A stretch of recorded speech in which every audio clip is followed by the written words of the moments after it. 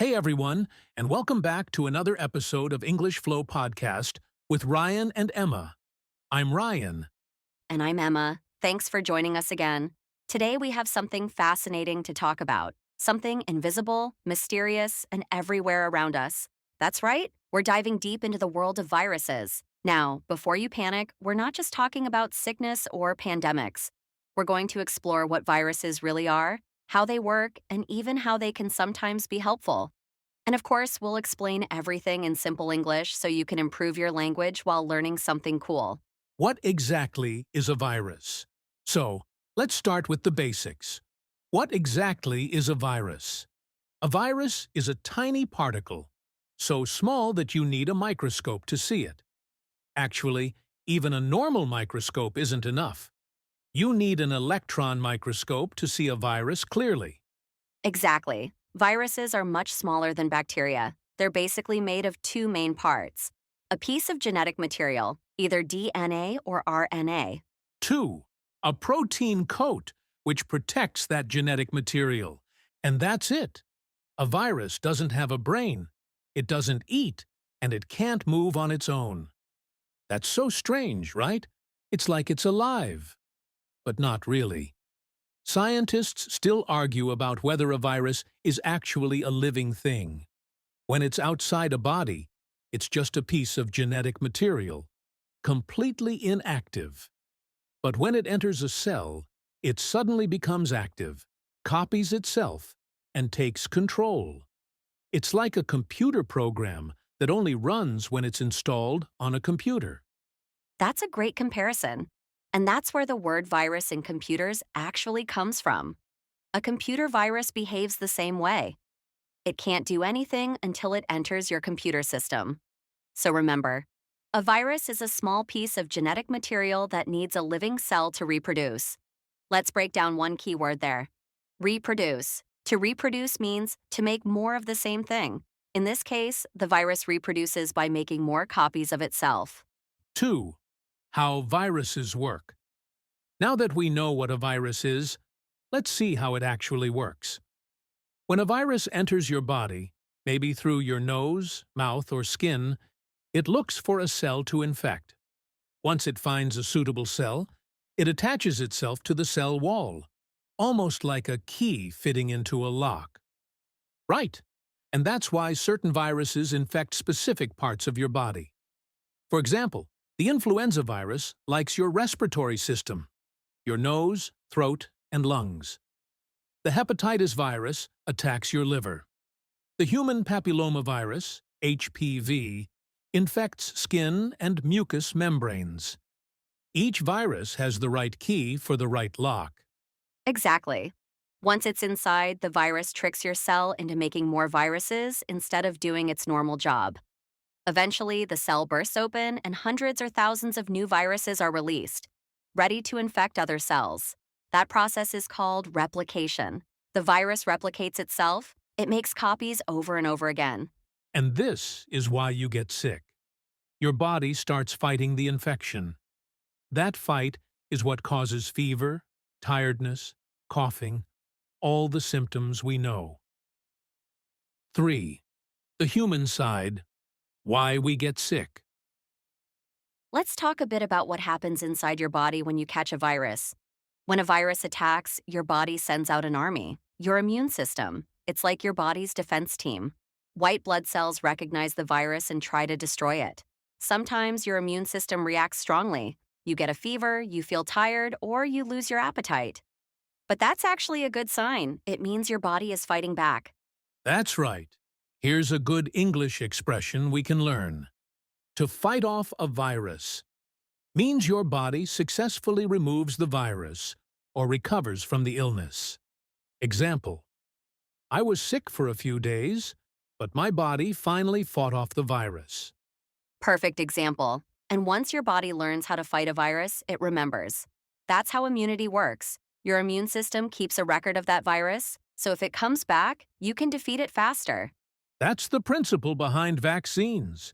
A vaccine gives your body a safe version of the virus, not strong enough to make you sick, but strong enough to teach your immune system how to fight it. Exactly. So when the real virus appears later, your body says, "Hey, I know this one," and quickly attacks it. 4. Vocabulary Corner. Let's pause for a second and look at some key words we've used so far. 1. Microscope, a device that makes small things look bigger so you can see them clearly. 2. Genetic material, the information that tells a living thing how to grow and function. 3. Replicate, to copy or reproduce something. 4. Immune system, the system in your body that fights off diseases. 5. Vaccine, a medicine that helps your body learn to fight a virus. Keep these in mind as we continue. They'll come up again. 5. Different types of viruses. Now, not all viruses are the same. Some are extremely dangerous, while others are completely harmless. Let's look at a few examples. The common cold virus. Almost everyone gets it, and it's usually mild. The influenza virus causes the flu, which can be more serious. The HIV virus attacks the immune system itself. The coronavirus, we all know this one, responsible for COVID-19. And then there are viruses that don't even infect humans.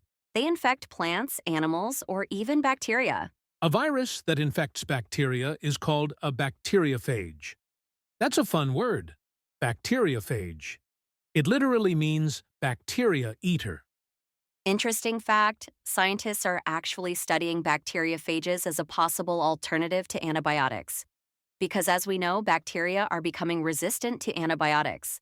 So maybe in the future we'll use viruses to fight bacteria. Wow, that's like turning the enemy into a weapon. Exactly. The natural world is full of surprises. 6. How viruses spread. Let's talk about how viruses spread. Or in English, how they get transmitted. Transmission means the way something moves from one place or person to another. There are several common ways viruses spread.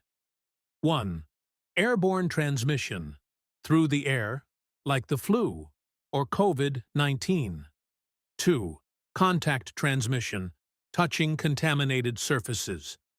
3. Blood transmission, through blood, like HIV or hepatitis. 4.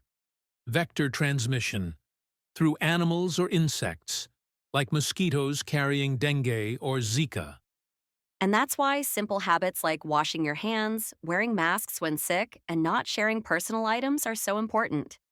Small actions can prevent big problems. 7. History of viruses. Now let's go back in time for a bit. Viruses have existed for millions of years, maybe even before humans. But scientists only discovered them about 120 years ago. The first virus ever discovered was the tobacco mosaic virus, which infects plants. That was in 1892. Later came discoveries of animal and human viruses, like smallpox, polio, and influenza. Smallpox is a really interesting one. It was one of the most deadly viruses in human history. But guess what? It's also the first virus that humans completely eradicated, meaning we removed it from the planet thanks to vaccines. That's a great example of science saving lives. The word eradicate means to completely destroy or remove something. It means it no longer exists naturally anywhere. 8. Viruses in modern times. Of course, we can't talk about viruses without mentioning the COVID-19 pandemic. It changed the world, not only health-wise, but socially, economically, even emotionally. Yes, it was a tough time for everyone, but it also taught us a lot about science, about communication, and about global cooperation. It also gave us a lot of new English words, like quarantine, social distancing, lockdown, and asymptomatic. Let's quickly explain those for our listeners.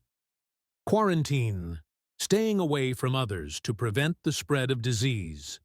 Social distancing, keeping physical space between yourself and others. Lockdown, when a government limits movement to control disease spread. Asymptomatic, when someone has a disease but shows no symptoms. Those words became part of everyday English during the pandemic. Even people who never studied science started using them daily. 9. The positive side of viruses. Now, here's something surprising. Not all viruses are bad. Some are actually useful. For example, scientists use viruses in gene therapy, a technique that can help cure genetic diseases. They take a harmless virus, put in a healthy gene, and let the virus deliver it into human cells. That's incredible. So, the same thing that once made us sick can now make us healthy. Exactly. And remember bacteriophages? Those are also being used in medicine to kill harmful bacteria. Even in the environment, viruses play a role in controlling populations of bacteria in oceans and soil. It's fascinating how nature balances itself. Sometimes the smallest things have the biggest impact. 10. How to talk about viruses in English.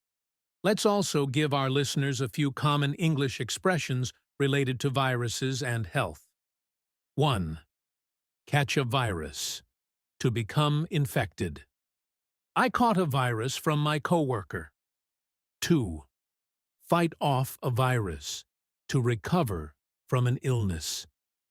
It took me a week to fight off that cold. Spread a virus. To pass it to others. Cover your mouth so you don't spread the virus. Build immunity. To develop protection against a disease. After vaccination, your body builds immunity. Viral. This word is interesting. It can also mean something that spreads quickly online. That funny video went viral. 14. Ending thoughts. So, that's all for today's episode, The Invisible World of Viruses. We hope you learned something new, both about English and about life. Remember to stay curious, keep learning, and take care of your health. And of course, keep practicing your English every day. If you enjoyed this episode, share it with your friends and help them learn too. We'll be back next week with another exciting topic. Until then, stay safe, stay curious, and keep improving your English. Bye, everyone.